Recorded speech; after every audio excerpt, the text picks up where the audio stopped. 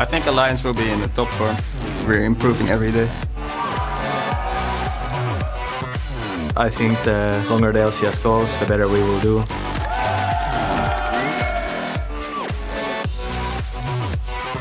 Now we need to improve a lot and try to win everything that we can. Everyone has a chance to beat everyone.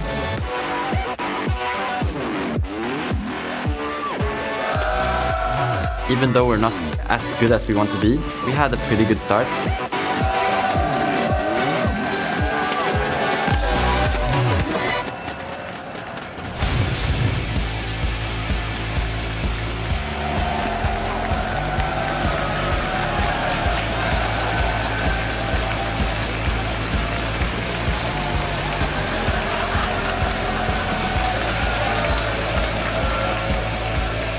Hello ladies and gentlemen, and welcome back to the European League Championship Series Summer Split, coming to you live from our studios in Cologne, Germany. I'm Joe Miller here with a co-host so manly that he gives Brown a run for his money. It's Trevor Quickshot Henry. I just wish I had the moustache to prove it as well, Joe. Someday. Someday.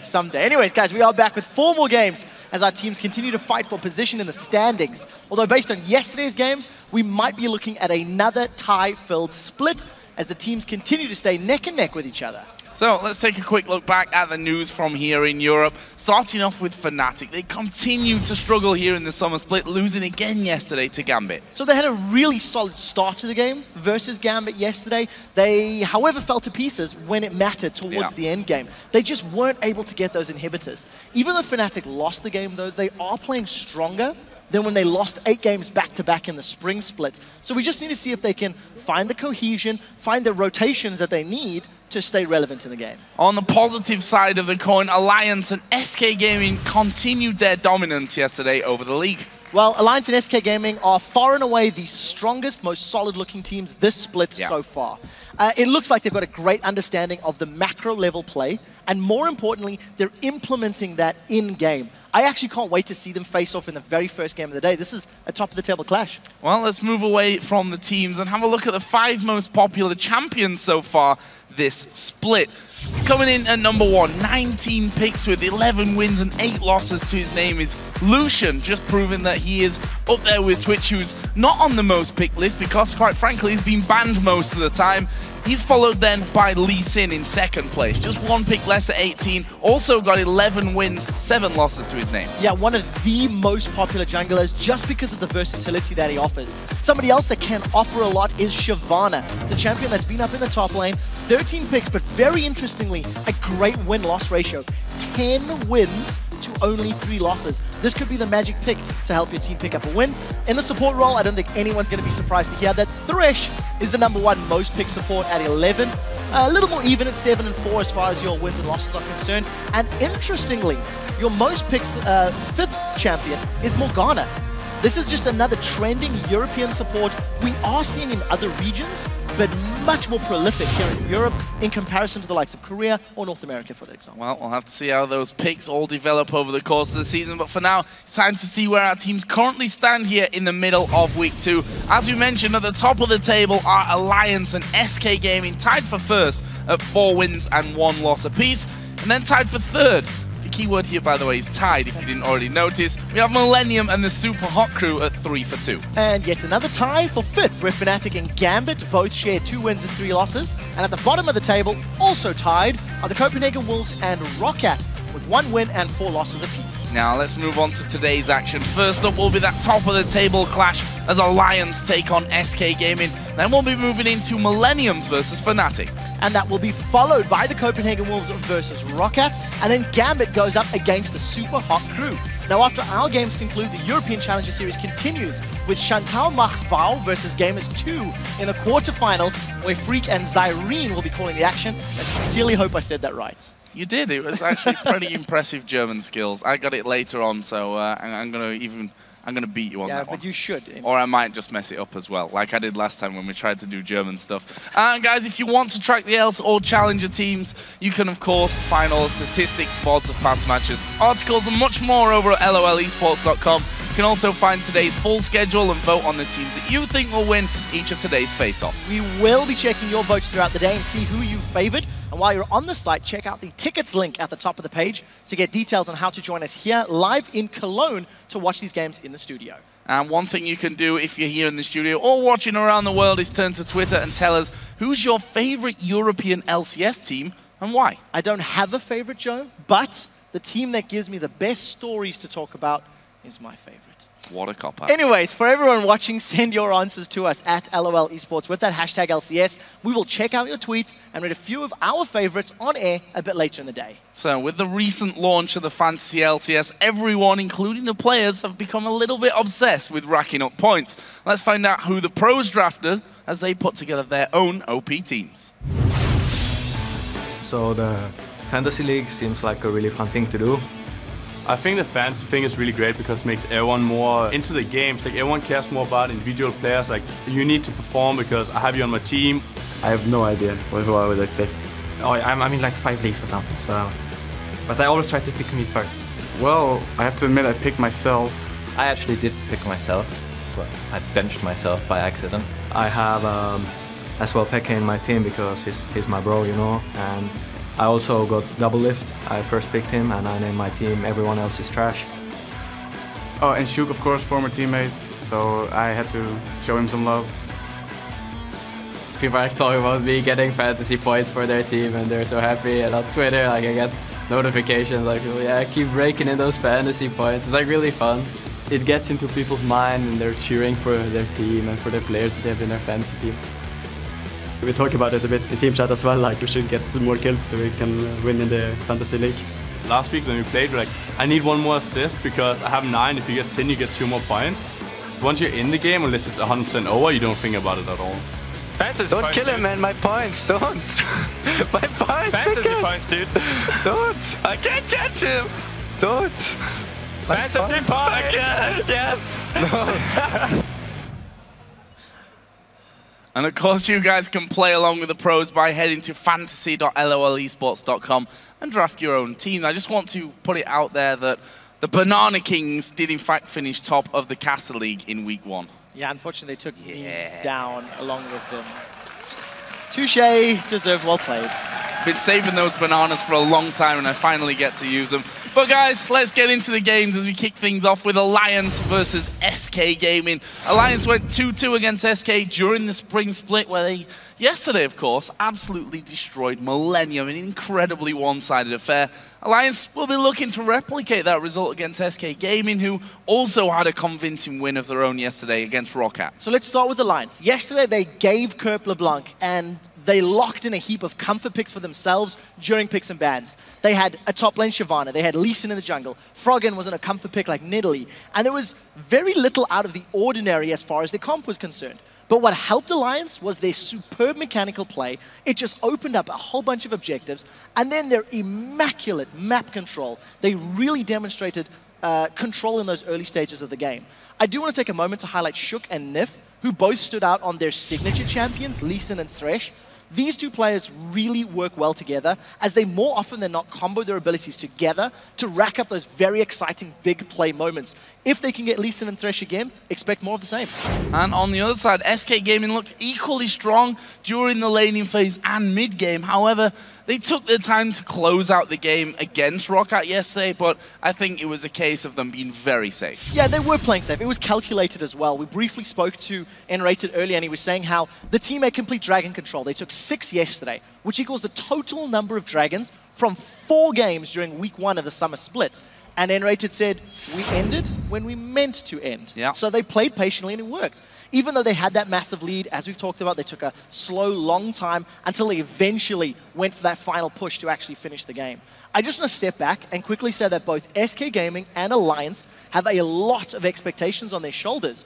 And these two teams could very seriously represent Europe at the 2014 World Championships. So it is still very early in the split, and this will be the first time these teams have met, but every single one of us should be watching because this is very possibly a 2 of the top 3 teams. Gonna be a cracker of a game, that's for sure, guys. Let's check out the starting lineups, though. On the blue side, first of all, is Alliance with Wickd in the top lane, Shook in the jungle, Froggen in the mid lane, and the duo of Tabzz and Nyph. And on the red side, it is SK Gaming with Freddy in the top lane, Svenskeren in the jungle, Jesiz playing mid with CandyPanda and nRated as the AD carry and support. And our featured matchup for this game takes us to the AD carries, where Tabzz will face off against CandyPanda. Now, both of these AD carries have performed so well so far this split, but Tabzz is just outshining CandyPanda with a higher KDA and higher CS after 10 minutes. Yeah, but the biggest thing to note about these 2 AD carries is the fact that their teams actually do rely on them quite a fair amount to win games. If you look at both Alliance and SK this split, just in summer, it's their duo laners that have been very instrumental in helping secure those wins. Hence, you see them running those carry champions like the Cogmore, like the Twitch or the Vayne. You could argue CandyPanda and Vayne, not great summer, did much better in spring. But I think this is going to be a very exciting matchup if we can see Tabzz and CandyPanda going head-to-head in a straight-up 2v2. But it might not be the case because yesterday, SK had a good lane swap. If Alliance feel they can get a lane swap that'll benefit them, they'll look for that as well. Really excited to see this one. So let's check your votes for this match. According to the clicks over on LOLesports.com, you think Alliance are going to win it by 68%. That's a bigger margin than I expected for a top 2 clash where I think both of these teams have looked equally as good. They have looked equally as good, but Alliance have just finished faster.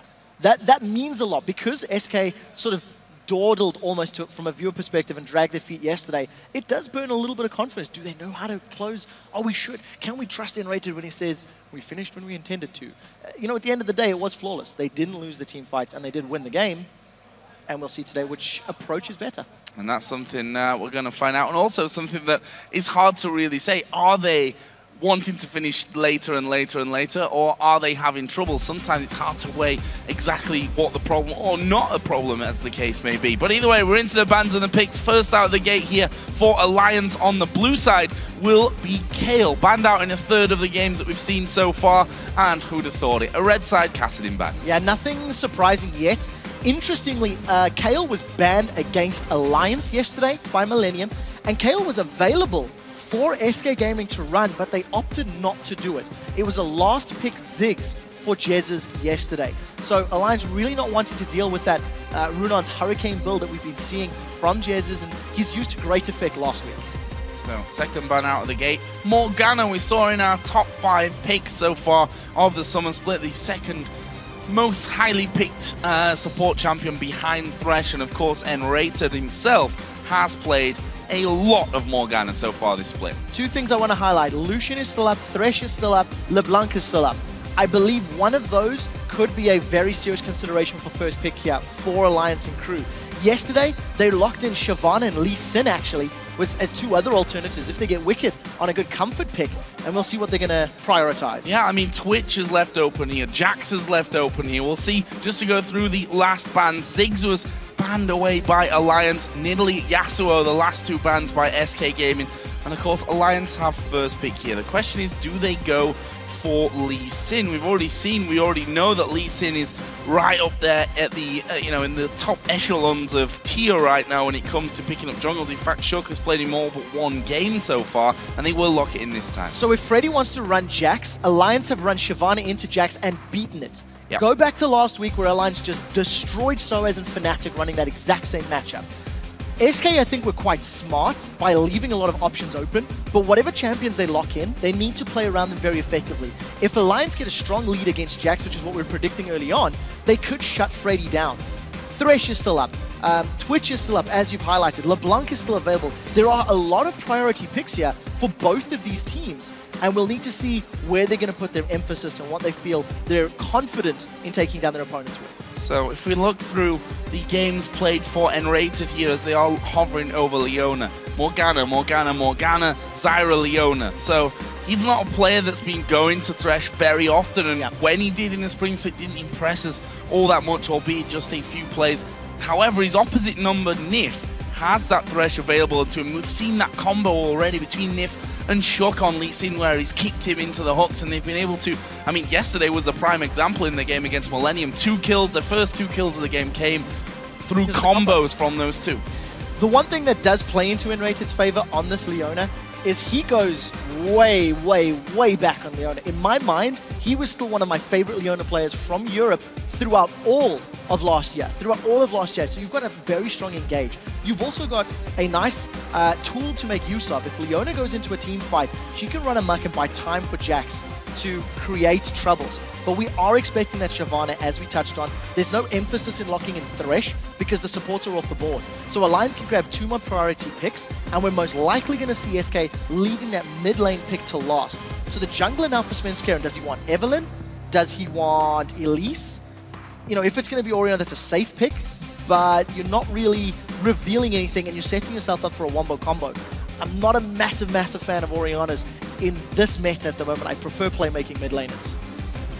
And I think at this stage of the picks as well, when you've got the final pick available to you, they've opted to lock that one in. They'll take Elise as well for the jungle here for Svenskeren. As we mentioned, both of these players, both these jungles are huge Lee Sin players. This time was taken away by Shock. I wonder if they're leaving the AD carry to decide if they want to run something a little scarier, maybe a Vayne, maybe Twitch. You know, something that is less escape, something that if jumped on could be in trouble, but could also carry a game. It is a possibility. If you combo the Shockwave, Leona, the Jax CC, and you put a Twitch, rat-a-tat-tat through all of that, that is very threatening. But again, it is somewhat reliant on the bigger 5v5s on landing everything. What it does play into SK's favor if they go Twitch, they have such great skirmish and pick potential.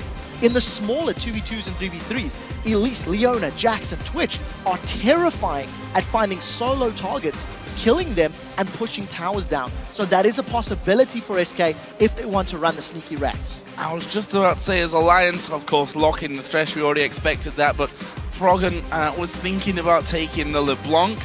Lulu still open. He played Lulu in the first 4 games, actually. Sorry, not in the first 4 games. He played 3 games with Lulu after that, and looked pretty damn solid with that one. And it looks like SK are going to possibly go over to the Twitch, and there's a lock-in for it. So things happening here to maybe as we expected them to happen in the later stages of the picks. So it's the priority champions for, I think, both of these teams. There is just a lot of comfort all across the board. A lot of SK's 5v5 power will rely on Jesiz getting good shockwaves. Jax and Twitch can do a whole lot in that situation, but they're all going in. There's not going to be a lot of peel or protection for Twitch. So in terms of, you know, the skirmishes, both of these teams actually have so much that they can do well. There is safe, reliable wave clear from that Orianna under towers. Lulu is going to do great at holding off waves. You've got Jax and Shyvana, they're going to become split-pushing monsters, and you've got very good junglers that offer power at all stages of the game. The lane swaps is probably going to determine a very large portion of this game, and how well Alliance can control this Jax. The sooner Freddy hits that power plateau and that power spike, the more likely SK are to win this game. And we need to see if Alliance can delay or prevent that entirely. Well, now that the players have selected their teams, who do you guys think has the better lineup? Send us a tweet to @LOLesports with #ALLwin or #SKwin, and we'll check out the results shortly. See if that vote has swung any. It was 68%, I believe, in favor of Alliance from LOLesports.com. I do not think you can actually call this anything other than 50-50. Lulu's going to need time to ramp up, and because Lulu's not a game-winning champion, she can, you know, you need your teammates to perform well. If Froggen makes a misplay, if somebody else gets caught out, all of a sudden all that power of Lulu is very, you know, is removed. But it's the exact same story for Orianna. Orianna can win a game with a shockwave, but can also lose a game with a terrible shockwave. So there's a lot of importance on these mid laners to be in the right place at the right time and use their ultimates appropriately to help their teams out. Well, definitely a very exciting game in front of us. A game which will, of course, decide who finishes top of the table. Maybe getting a little bit ahead of myself there. We're only in week 2. Who goes top of the table here today for week 2? It is, of course, Alliance taking on SK Gaming. Will we see anything at level 1? Week 1 Super Week actually had a decent amount of level 1 action in it. Things have slowed down somewhat here in the second week, though. They have slowed down a little bit. Yesterday, our 4 games, we did see those trinket wards, mostly just resulting in either buff trades, or we even seen the odd sort of 4v0 push yesterday as well, going back to some early towers. I think SK Gaming will be looking for a lane swap. Shyvana can punish Jax in a 1v1, and Lucian and Thresh can punish a Twitch and Leona in that 2v2. So we'll see if SK try to initiate anything. They've got about a minute left. But for the time being, it looks as though we've got straight up head-to-heads.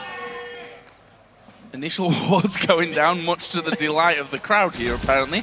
And both on the bottom side of that river. Nyph and Tabzz currently on the bottom side as well, as we're seeing over for SK Gaming. So, as it currently stands, of course, still early stages here, only 120 in.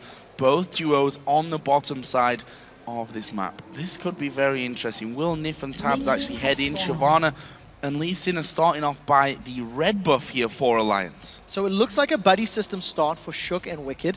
It'll give Wickd a small advantage in experience if Freddy doesn't go to lane.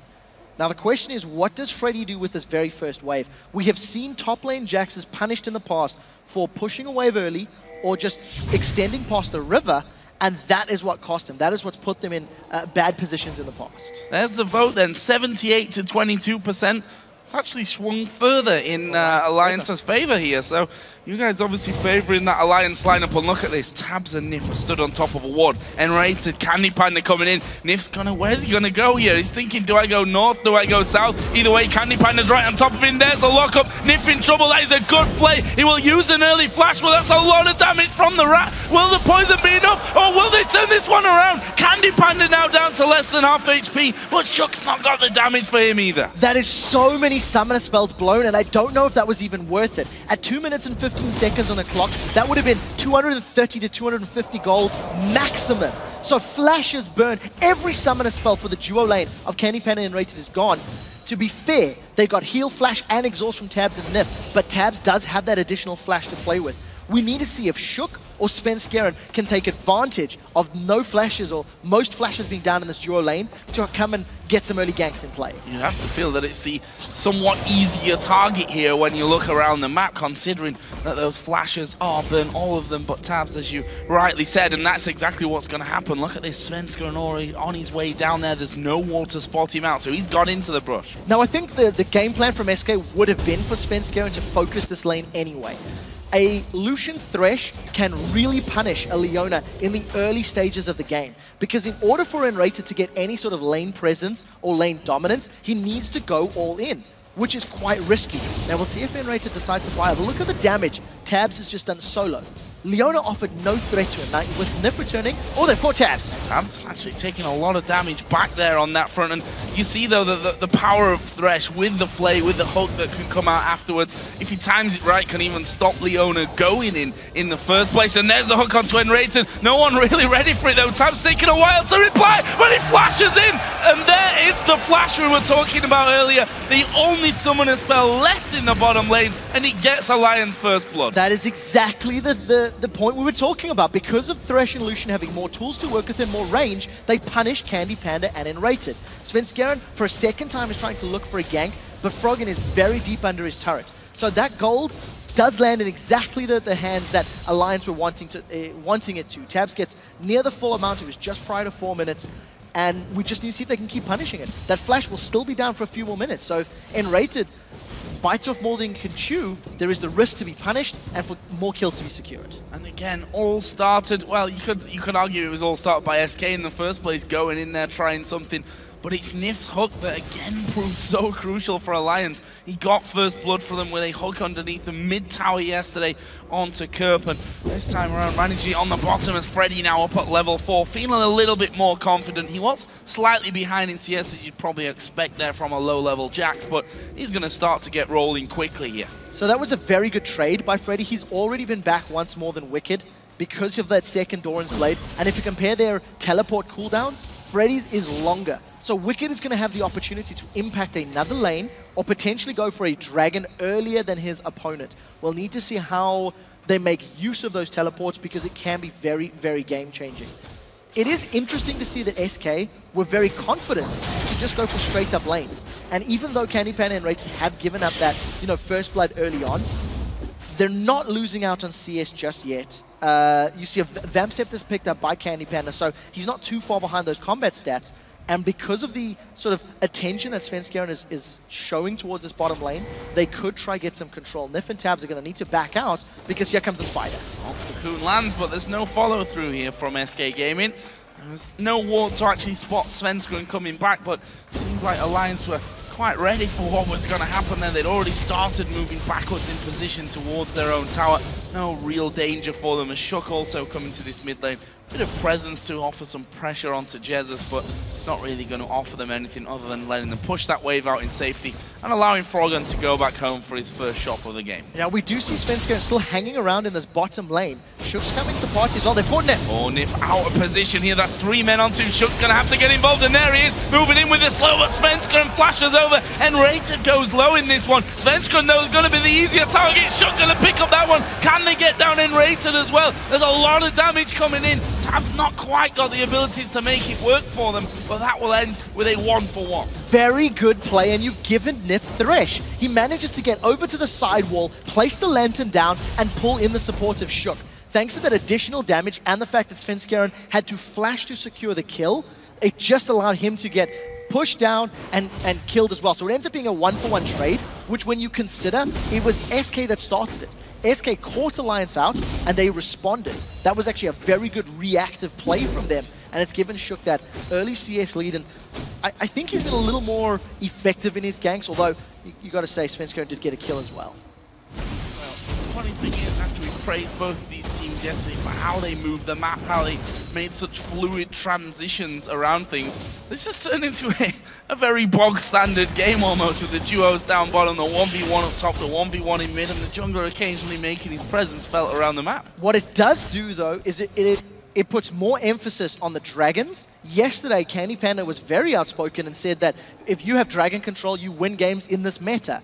He couldn't necessarily expand much more than that, but he does feel that it is super important. And when you've got these top laners like Shyvana and Jax who want to split push, who want to dictate the tempo of the map, that is where we're going to have these interesting changes, these interesting moves. And it's Freddy and Wickd that'll need to be starting off, need to be communicating how they're pushing the waves, how they're taking the towers down. The very first invade that we're seeing here from SK, it is a very strong effort onto the blue buff of Alliance. Look at the vision they've got down the line of wards and the support of both Freddy, Svenskeren, and Jesiz. But they don't necessarily have the timing on it yet. Yeah, and a little bit unfortunate. I think if they'd have set up more of a trap there for Shook, they may have been able to actually catch him completely off guard. There's the blue buff, just as SK was starting to back away. Shook actually putting a ward over the top as well, so they know that blue buff's there. There goes the teleport inside of the brush, but the blue buff is going to be taken. It was actually the smite from Shook which got that for Alliance, and while it's kept on Alliance's side, it doesn't go over to the target that they'll have wanted it to in the end of Froggen. Yeah, so at the end of the day, resource secured, but more importantly, that's a teleport blown from Wickd. That was a teleport for a blue buff. That is not a good trade. So SK Gaming have got this window of opportunity where Freddy can try to punish Wickd or try to play the rest of the map. We already see a slight difference in builds. As I say that, Freddy just teleports top lane. So he'll have a shorter cooldown, but now there's an engage. Jesiz is caught a little bit by Shook. Slowed nicely, actually will flash away from this one, and Svenskeren comes across as well, but down in the bottom lane it's all kicking off again. There is the culling coming out. CandyPanda won't get knocked down from that one, nRated actually tanking up most of the damage from that ultimate out of Tabzz. And it's just due to this lane matchup. Leona needs level 6. Shook is not done yet. Smite is available. He's looking to contest. He's got the support of Tabzz as well. They're coming up there, and the blue buff vision for a second. Regain it back as Svenskeren is going to land the cocoon. Shockwave comes down right on top of him, and Shook will fall here as he tried to contest that blue buff. The blue buff itself was in fact not smited away. It's reset, yeah. I couldn't actually see it there. So Svenskeren of course got the blue off Shook when they got that kill. And that blue buff trying to go and be reset once again. This time Jesiz is going to be able to pick that up. So SK, even though they lost the blue buff in the invade, they get it anyway because Shook comes around, they kill him and take both of them. The interesting thing is, what were Alliance thinking? Because Shook goes in, he was overconfident, he didn't necessarily have the support of Froggen immediately, and because he caught those skill shots, he gave up a kill. Now, after losing your jungler, who gave up the blue buff, and then trying to contest, Froggen was forced to flash because of that cocoon. Again, a little bit of a risky play from the members of Alliance feeling very confident. nRated is going to look for a fight. He's going in. Oh, the box coming down, the hook catching on to CandyPanda, and this is bad news for CandyPanda, trying to get away from it. He won't know. It's Tabzz that picks up that kill, and Tabzz now scary again at 2-0-1. 2-0-1 on Lucian, who is already a strong early to mid-game champion. Wickd wants Freddy. Wickd wants Freddy. He's going to get stunned under the tower though, but he flashes in there. Freddy going to go down. Wickd will die as well. One more turret hit will do that. 1-for-1 in the top lane. Trading 1-for-1, but that is a Shyvana with a Sunfire Cape against only the Bilgewater Cutlass. So not a bad trade, considering there's not a lot of tanky stats for Jax to work with over and above his passive. Because of the trade, and knowing that SK had been forced out of that bottom lane, that they got the kill in CandyPanda, first Dragon secured by Alliance, it's given them a nice healthy gold lead, and a very strong start to this game. If they can push Tabzz into the important objective battles over the next 10 or so minutes, his early gold lead over Twitch can definitely help turn the tide of those fights and get map control, which is what Alliance will be looking for. Interesting game so far. Just to take a quick look, as we've already gone past the 10-minute mark. 4-3 in kills for Alliance. A couple of 1,000 gold is what Alliance lead with. And as you said, it's the scariness of the AD carry sat on 2-0-1. Wickd obviously feeling very confident this game as well. Diving under the tower there to have a go, get a kill, but die as well in the end to Freddy. He comes back in with that Sunfire Cape. 10 CS lead that he currently holds over Freddy. If he's going to be that confident once, I expect it to maybe be a recurring theme for Wickd up top. I agree, and I almost wonder why he didn't try it earlier. You know, if you do play the Shyvana matchup earlier on and you can force Freddy to burn through some of his mana, it does allow you to play quite aggressively. But because Wickd went tank instead of sustain, instead of going for like a Blade of the Ruined King first, which is what we've seen from Korean Shyvanas, it does limit your aggressive plays. It does limit your aggressive movements. Nevertheless, advantage in CS to Wickd. He has made the first move and forced Freddy to go under the tower. But the roles are reversed in the mid lane. Jesiz actually has a small lead over Froggen, which I think is somewhat expected in an Orianna matchup because of the abilities. But Svenskeren now wants Tabzz and Nyph. Can SK get revenge? Sure, they're going to go for Nyph. Actually wants a target, but he flashed underneath the tower. Svenskeren taking a lot of aggro as the Colleen comes out. He will just repel away from it. But aggression from Tabzz gets himself the one kill. Froggen's actually headed down from this bottom lane, from the mid lane as well. Not sure that they've got the damage here. nRated extremely low from it. But can they get in position? Tabzz still trying his best as he goes back in here. Surely this means nRated's dead, but Tabzz will surely pay the price as well. He does go down. Finally, the shutdown comes in from Jesiz. That's very important. The bonus goal from the shutdown landing in Jeziz's back pocket as his very first kill. That was a poor dive from SK. They focused the support, Tabzz was left uncontested, and all of the CC was blown just on Nyph. CandyPanda was tanking the turret the entire time. So because Tabzz, this is exactly what you're going to see playing out. Svenskeren comes from the sideline, and Tabzz just melts his HP. Now the turret gets 1 and 2 hits onto Sven before instantly turning to CandyPanda. They wanted that turret aggro nRated first. If CandyPanda and Svenskeren had more time to deal damage without being shut down by the turret, they would have turned that one around. Good roams from both of the mid laners to get you in time, and you don't expect to ambush re-engage. I don't think Alliance could have prepared for that at all. So a nice turnaround at the end of the day to give SK, I think, the kill advantage coming out of that one. But again, they're still playing a little bit from behind, and it's not over yet. Jesiz actually having to flash there in the mid lane. Shut needs to be careful though, although with the support of Tabzz and now Froggen and Nyph coming up from the river to this mid lane, they may even put a case forward that they're going to do some pressuring of their own. In fact, Nyph waiting off to the side, the hook comes through, but he's missed there. Actually, they had vision of Nyph because of the ward that was placed a little earlier on. Either way, 4 people beats 2 people, and SK have to back away from that tower. Actually, they may have to back away from the inner tower. I think they can get stuck. Shook's gone in. He has gone in. There's a wild growth coming down, and they kill off Jesiz. Repel's going to get you nowhere, I'm afraid. It's a double kill for Tabzz. After being taken down earlier on in the bottom lane, he comes back up with another 2 big kills. They're tanking up now the inner turret in this mid lane. Between them swapping out that aggro, they'll get the kill on it as well. This is a massive advantage to Alliance. Their comp can do a little more earlier on because Orianna's going to need some more of those items to get power, as is Jax, as is Twitch in many ways. And Alliance have got the kill advantage. They rotated earlier.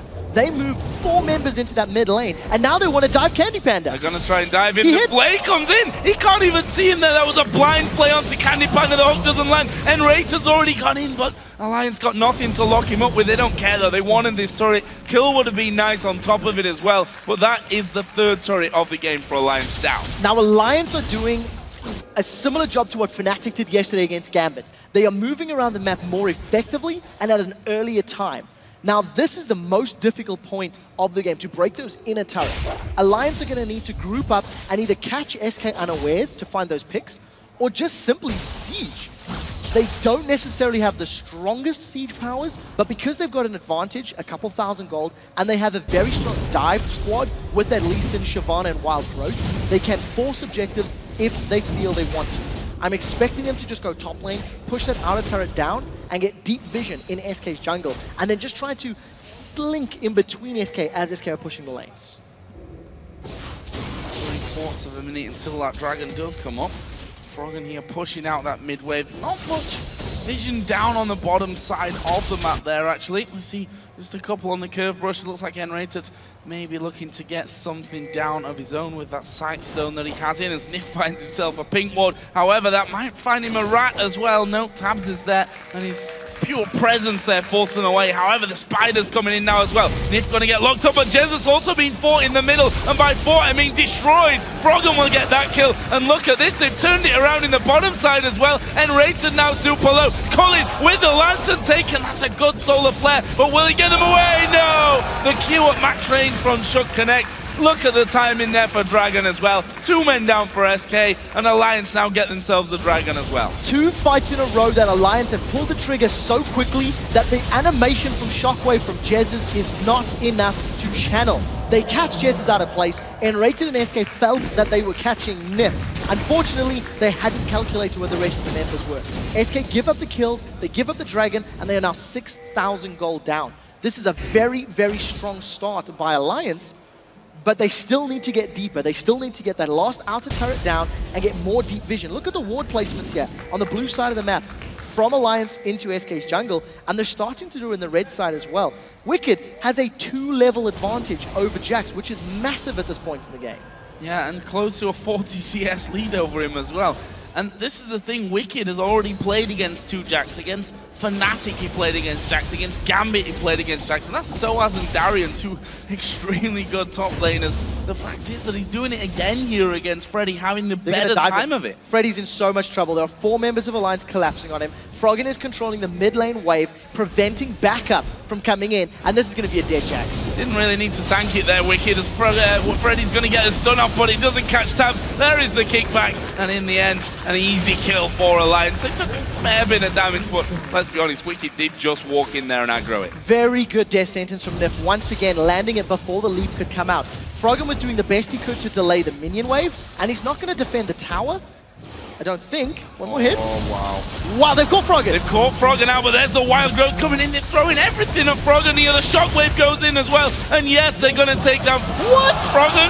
Are they going to take down Froggen? He's running away from it. The shield on him. Svenskeren's going to try to dive. Froggen is turning around. Doesn't get the kill there on Svenskeren. So very close, though. But in the meantime, the inner turret in the top lane was taken away, and now Wickd coming across the side. That's a brilliant repel. They managed to lock him up with the rest, and Wickd giving a kill up there for nothing. Bitten off a little more than he could chew, but there was no way for Wickd to know that the rest of SK were there. You anticipate if Svenskeren goes that deep on a dive, you're not expecting the rest of his team there to back him up and play. It's kind of like, you're on your own mission, bro, deal with it. Unfortunate for Wickd, he burned his teleport, gave over another kill. But Froggen, with the nearly godlike escape there, really pulled SK on a loop, really prevented any further damage. Had Froggen just been bursted down quickly, SK could have used their numbers advantage to get an inner turret of their own.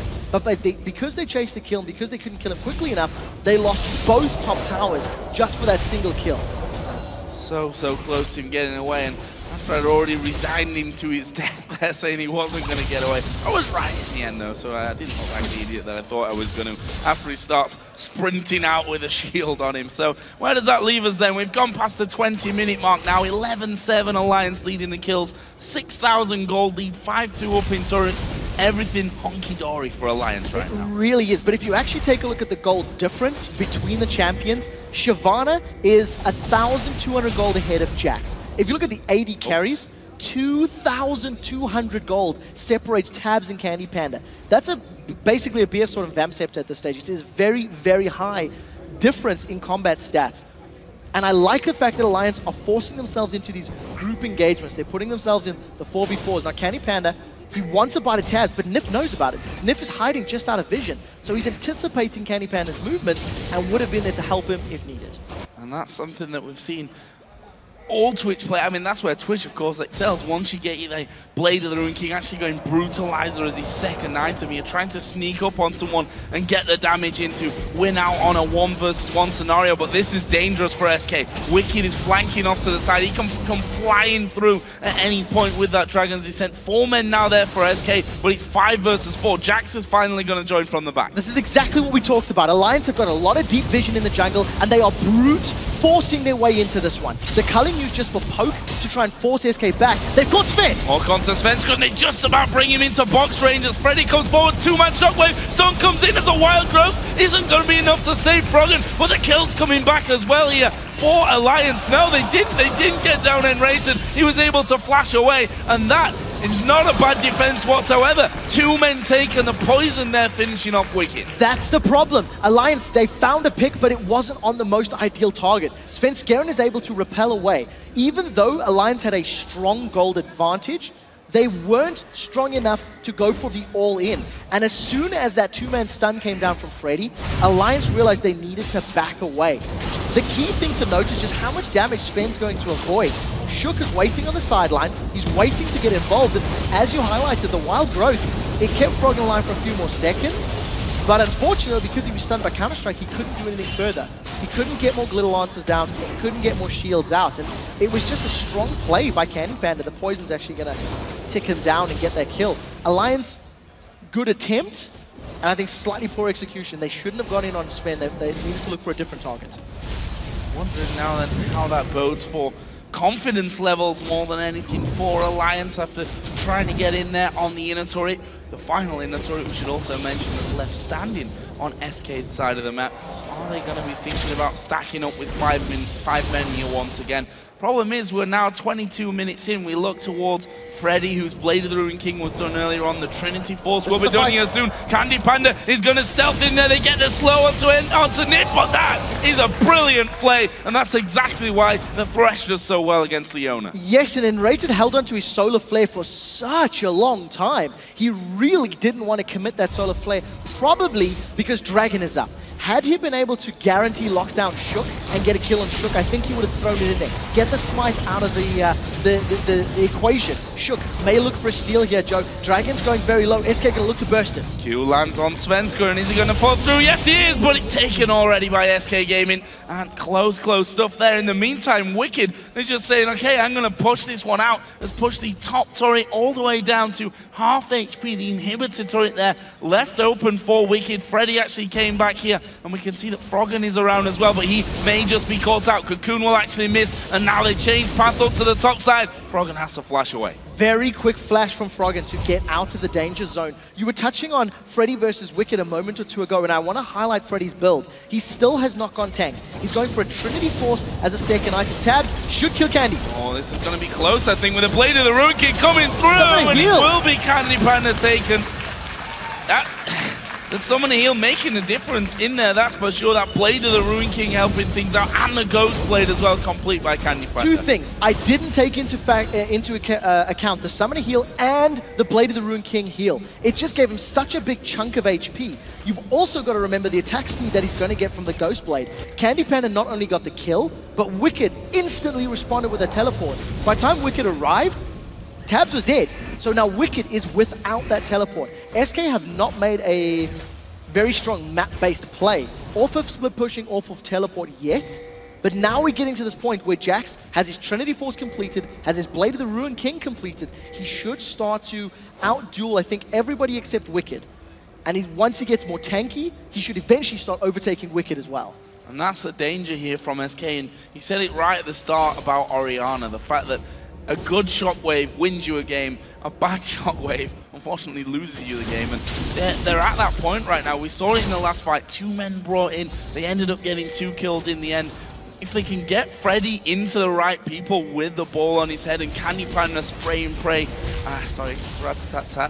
through the entire team as well, if they can pile their entire combo together, then SK can still have this game. Yeah, I agree. This is by no means a done deal for Alliance. They've had a good job of controlling the blue buff. I think that's the 2nd or 3rd blue buff that they've put real concerted effort into securing and stealing away. And I do actually have a note that I'd love to hear from Deficio after this. Deficio was really praising Alliance's early game play yesterday, the way they pushed the map, the way they pushed minions. And I'd love to hear what his take is on this early game, because it looks as though Alliance and SK have just gone straight up, let's brawl, let's head-to-head in a straight-up fight, because the movement across the map, barring that 14-minute tower push, has been fairly standard, has been fairly run-of-the-mill here.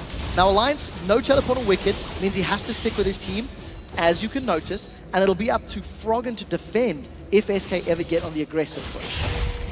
Plenty of armor there in with Wicked, but we saw how much damage Jesiz is doing to him. Taking a good 15-20% of his health away with just a small combo there as they clear out for wards. And Alliance are already over by the Baron, and with that scan scene, okay, SK have no wards in there.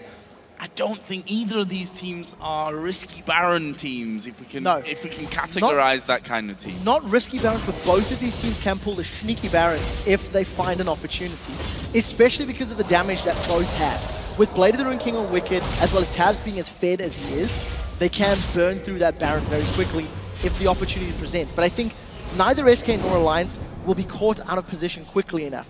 CandyPanda with the ambush, I think this is a little optimistic, but you can't blame him for trying. If anyone from Alliance stuck around, he could find the kill. For SK, they need to find a pick.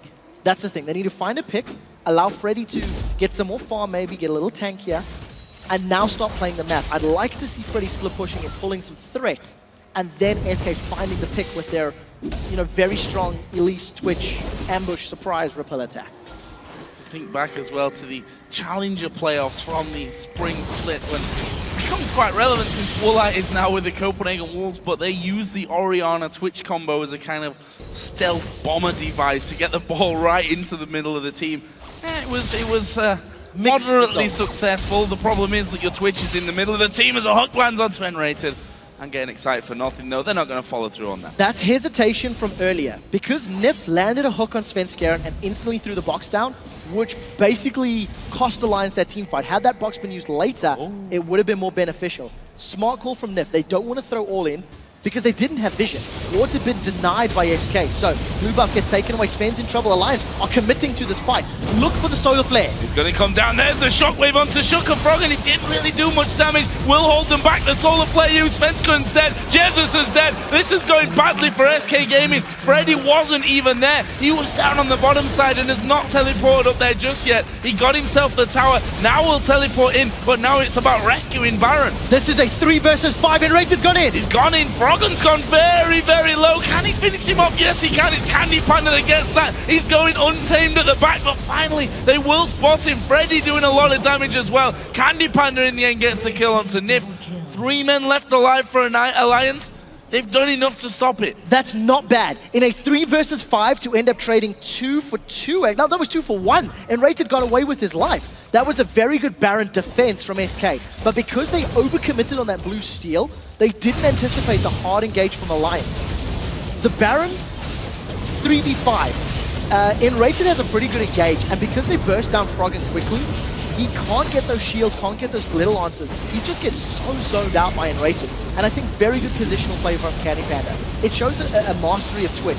He hit multiple targets with that rat-a-tat-tat, got the damage down that he needed to with his slightly unorthodox build, and if Candy had been stronger earlier, and this had been a different build, that could even have been, more kills from the situation. But I think props to SK for defending. They needed to. They couldn't give up the Baron and run the risk of being engaged upon. And it's actually led to them grabbing a 30-minute Dragon, which is basically in max value. I mean, we're hitting average level 16s close to it. Yep. So that Dragon's going to be worth probably equal amounts of gold to Baron, so it's a very important objective this late in the game. Let's see what Alliance go for next. It already started to recongregate around that Baron area. They've got Tabzz just pushing that mid wave back up. Wickd, of course, is off split pushing. He knows that Freddy will have to be drawn out to him. Can stop the teleport from happening, but you've got to keep eyes on Wickd that entire time, as Baron, as I said, is now warded up. Pink ward there for Alliance as a ward over, a couple of wards over from SK Gaming that have already been spotted, but they're playing this one very, very cautiously. They are, but Alliance have the cards to play with.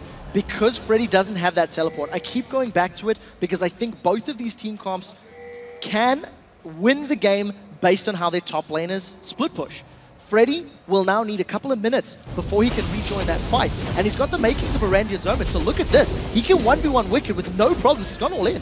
He is absolutely hammering Wickd here, who did have his ultimate available, and getting him low is probably the best way to stop him, number one, going top, or number two, being as effective up there as another ward comes in. Will Alliance start things off now? Will they risk this one? They're looking for the hook. The hook comes through. No one lands it. And nRated just walking away from that, and from Froggen, who came speeding out of that Tribush. And it's all about getting the gold here and keeping the control of that vision. Once again, Wickd healing up from the fountain has gone back towards the bottom. Freddy's already started walking up. Freddy and SK are anticipating a Baron move. And because Freddy doesn't have that teleport, he needs to engage. None of the key pick abilities are landing. Zenith isn't connecting, Hook isn't connecting, but the moment it does, you can sure as hell guarantee that the team is going to go in. At this point, it is still a little risky for SK. I think if they don't land multi-man ultimates, they do run the risk of being run over, especially because of the mobility that Shyvana, Lucian, and Lulu offer. But for the time being, SK have found it. They've got those 2- and 3-man ultis, and Alliance are going to be the ones to pull the trigger. Colleen coming through, half of Svenskeren's health gone, not really what they would have been hoping for with that one, but it looks like they're going to go for his solar flare, slow in a couple at the back, but it's Nyph that's been focused down, the rat-a-tat-tat coming through from CandyPanda, and now Wicked's going to be the focus. Cocoon lands, will that be the end of him? Stun up from Freddy, Wickd does get his ulti off, and there is Wild Growth. Not enough to keep him alive though. SK have got 5 men still up, and they're going to go down mid. They're going to look for towers. Alliance were 2 split up. Freddy did such a good job of zoning Wickd from that mid lane. He pushed Wickd away, and the rest of SK then started the engage. So tower is secured for SK. It looks like they've set their sights on the inhibitor. There's a lot of beefiness, and they do have those spiderlings to tank up. Decide to back away because of the fact there are 3 members of Alliance standing, and it actually looks like a bottom inner turret is available. But I think the story of that fight is really just Freddy zoning Wickd, preventing that front line of Alliance being super, super impactful. And Alliance had like a 2-2-1 split there. 2 towards the top off of Baron, 2 towards that blue buff entry, and of course Wickd joining the party very, very late. Games don't get much closer than this here. 33 minutes in, 5 all-in turrets, 14 all-in kills. The goal for this stage of the game, pretty much even. There's 1,000 gold between them, which is really nothing. However, recalls here from SK. Alliance are going to go for the sneaky Baron. They need to get more damage on you and quicker. 1/3 of it's been lost. I think SK, I think they're going to be too late. I don't think they can make it. Alliance, they lose the fight. They lose 2 towers, but they grab themselves Baron. We are in for a hell of a game. With Baron buff up, I think the bonus stats that would give Alliance should give them confidence in team fights. It also tends to put a pause on your opponent's team. You don't tend to see teams engaging on a Baron up squad unless they're 100% confident on their engage. And I don't know if SK are there yet. I don't know if their fights have been that good. It's really about Alliance maybe misplaying and mispositioning. But nevertheless, gold advantage, now back with Alliance, as well as that buff. Well, if you can even call it minutely. Gold advantage right now. Really not a big difference between them. See here, CandyPanda now got a Zeal and a BF sword added in, so not quite sure where he's going to be finishing off first on that front. He wants to He's, however, going to stealth in, and Tabzz has already started to back away from him. He's like, no, I'm not going to get caught out by the rat once again. CandyPanda will even recall in the brush without being spotted there in the end. But as you said, Alliance, Baron buff on. SK, do they want to fight? Probably not, unless they get a clear opportunity where CandyPanda gets to jump on someone and maybe has some backup. From Alliance's side of things, fight's not exactly gone smoothly for them up until now. Even with Baron buff on for them, they're probably going to be very, very wary too. I think so too, and I think Alliance just need to have their core unit tight and knit. They need to be grouped more effectively, and this has been such an interesting game. From the consideration that it's like going back a couple of metas. Alliance have put so much emphasis on blue buff control. We've had straight up head-to-head fights. We've seen engages around Dragon. It hasn't been about catching your opponents unexpected at towers and pushing them around the map with vision and with wave control as much as we've seen from both of these teams up to this point. So, with the gold this even and with Baron, Alliance have decided they want to go for this quasi-siege, and they're going to repeat what they did 20 minutes ago. Deep vision in the jungle, they're just going to sneak a tower away. SK now caught unawares and now caught unable to defend. And Alliance, they've already got a small advantage from this Baron. What more can they do with it? Well, that leaves just one tower up for both teams outside of the base, and of course that is with Alliance in the top lane there, the inner turret, but the rest of the map is wide open.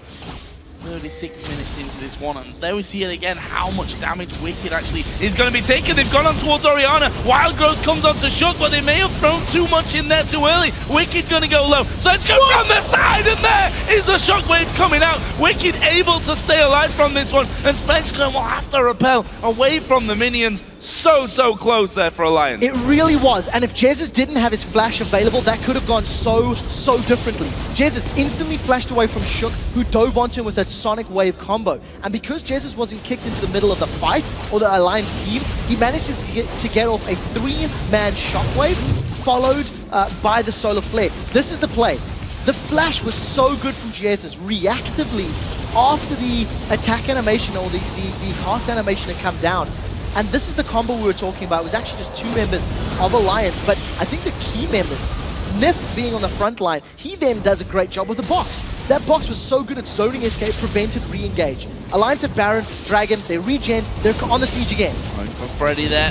Jack's not really tanky enough to be taking too much damage still at this point, and thought it may have done a little bit more damage than it did the Cullen, but at the end of the day, still damage done there, and Alliance looking for an opening on this one. And we see something that we kind of looked away from here from this Alliance team. We saw it there on Wickd, that when you see the Summoner heal coming, shields from Nyph with you know, the face of the mountain with the Mikhail's heal coming in there, and the cleanse from that one. There's a lot to keep Wickd alive when he actually dives into the middle of the team. There really is, but the problem is Alliance haven't been able to catch SK in the right positions.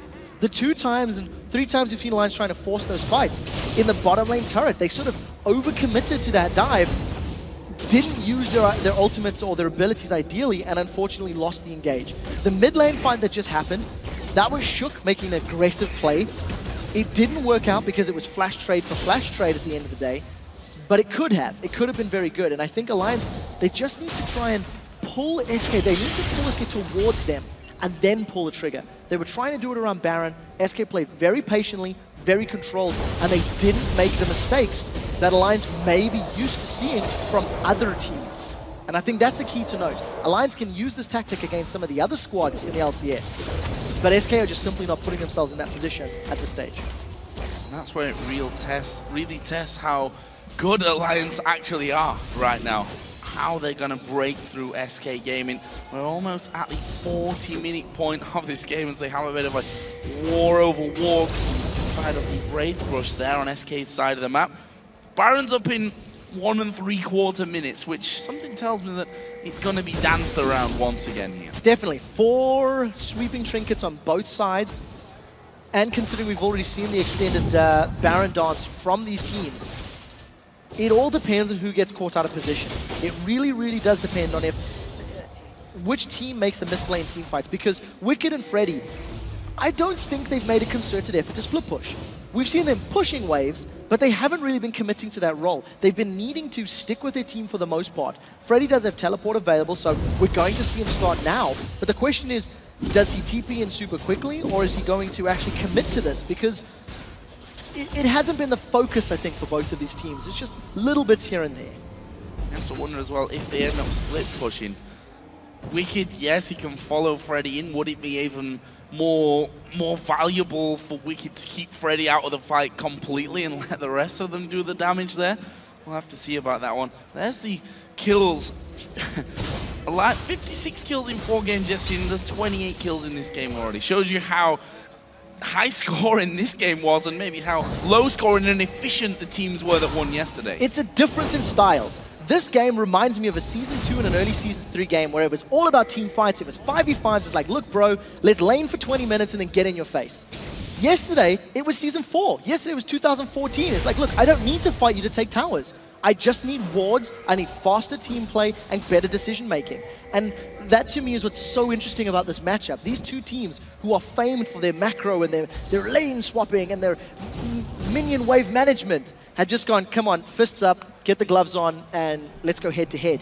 Alliance were winning, SK's pulled it back, and CandyPanda is so scary, he gets played away. Played away, Box actually going down. Wickid's going to dive right in there, trying to get onto CandyPanda. They hook Freddy as well, but this is a mess. This is a very, very messy fight. Shook in the middle of them, going to try and kick CandyPanda back. Does do that. They're going to take him down. The AD carry's dead. Elise will repel. Jesiz has burned it. Froggen gets that one, and that is 2 men down. The mid laner, the AD carry, and now the jungler down here for SK Gaming. Alliance will surely want to win the game here. They've got so much damage and so much tankiness, they can get onto the Nexus turrets. You have to question, what was CandyPanda doing going through that area of the map? Ran the risk of being caught out, did get caught out. It's all on nRated and Freddy. They've got so little to work with, but the Nexus turrets are down. I think Alliance have done it. There's surely no way that those two can hold on to this one. We see them retreating off into the fountain as if to say, let's not give up any more points in this one. And it will be Alliance that break through after 41 minutes. A hard-fought match for them, but they take the victory over SK and go top of the European LCS. 5-1 after 2 weeks. A very stark contrast to the 2-4 from the spring split. And more importantly, Alliance have demonstrated an ability to win in a multitude of ways. They can win by towers, they can win by team fights, they can win early, they can win late. And that was a very good performance considering how much pressure they were under in that mid game. You have to wonder though about that last move, if you can really call it a move at the end there. It was all a very, very messy scenario for SK Game. We saw that they spotted CandyPanda, the flay came out, Box instantly went down. They tried to keep him alive, throwing the face of the mountain shield onto him, but Shook got in behind him, and that's the key. The kick threw him against the wall. And once you lose your AD carry, we saw that Jesiz off to the side was already completely destroyed. Froggen finished off that one, and those are the two players in your team that have to be there. You go back to the Baron fights where SK were able to beat Alliance very early on and get more kills. Alliance was split up. They had like a 2-2-1 around 5 members of SK. The exact same scenario happened here. You had a ball of Alliance members clumped up, tightly knit, surrounded by a box. If anyone from SK wanted to engage, they needed to get through multiple members and multiple forms of CC before they could do anything. And just because of the positioning, because SK were caught out of place and split up, Alliance were able to get a convincing team fight, which instantly won them the game. At that stage, that's it, GG. Must be disappointing for SK because they held on to it so very well. The other one that we have to talk about as well is the whole decision of, okay, we pushed down the mid lane, we couldn't quite get the inner turret, so we'll take the inner turret down bottom. Then they all recalled and Alliance went, okay, they've gone, let's get a free Baron. So the thing about that as well, I kind of think SK, they played it safe. They were thinking about the inhib turret. They were definitely playing with it on their minds. And you could see Froggen, he was hovering in the mid lane. He was sitting there, he just killed a minion wave. So the information should have been there, but it could have just been, when you're defending and you're against that onslaught for such a long period of time, you almost forget, look, we do have to think a few minutes ahead, not just simply the next team fight. Overall, SK held on well, but Alliance were definitely making moves. They had a lead in the early game. They made the plays in the mid game. Even though they failed them, they were proactive in their gameplay, and I like to see that about teams. Well, that was, of course, the first encounter between these two teams, and well, they've got to play each other 3 more times, sadly for us, because that was a real cracker of a game. It was fantastic. You have to say after 2 weeks, almost 2 weeks now, I guess, since we've got 3 more games to go, that these are the two teams that are looking the best right now. Okay, this match was very different in style compared to what we've seen from them yesterday, for example, where they controlled the map so well. One team, Alliance, finishing off a little bit quicker than SK in that one, but this one was a change of style. I'm very excited to see how both of these teams actually end up going forward in terms of the style overall of their play. Well, guys, for now, Shox is over on the stage with Tabzz from Alliance, so let's send it over. Thank you very much, Joe. First off, Tabzz, congratulations. What an amazing first game here today. Talk me through that bottom lane matchup. It was very exciting. At one point, Candy got the best of you there in that one-on-one, but very solid performance from you guys. Oh yeah, so in the level 1, we wanted to try and steal their blue buff because we thought they would lane swap the top and help their jungler at red. But then they came in our back because they expected us to do it. So we had a little fight level 1 and Shook had to come and we did some good trades. So it meant CandyPanda was really low. From there on, we won the lane and we managed to kill Leona at one point as well. Yeah, he managed to one-on-one me once. He built Ruined King and Ghostblade and he got like 2 crits. So I was like, no, I can't beat him. Like he did outplay me there a bit, so yeah. But still, you guys pull it out in the end. Why do you think it is that you guys are the 2 most of the best strategic teams in the league, yet in this game, it really came down a lot to brawling and fighting straight up? Yeah, I think it's because we're so strategic. We're not willing to give up any objectives, so we don't really create openings for the other team, so we just like fight each other for the objectives all the time, so it creates a high action game. Yeah, which is great for us, of course. Final question, Alliance doing so well here. Obviously, it was built as a super team, and it is kind of looking like that right now. How far do you guys think you can still go? How far till maximum potential is reached? I do think that our play is quite sloppy sometimes, even demonstrated this game. We did make quite a few mistakes, gave them a bit too many openings to get back into the game. And yeah, well, we can still get a lot better, I think. Well, that is a scary thought. Congratulations. Thank you very much. All right, we're going to take a short break, but when we come back, Millennium takes on Fnatic, and we're breaking down this game at the desk. Don't go anywhere. The LCS will be right back.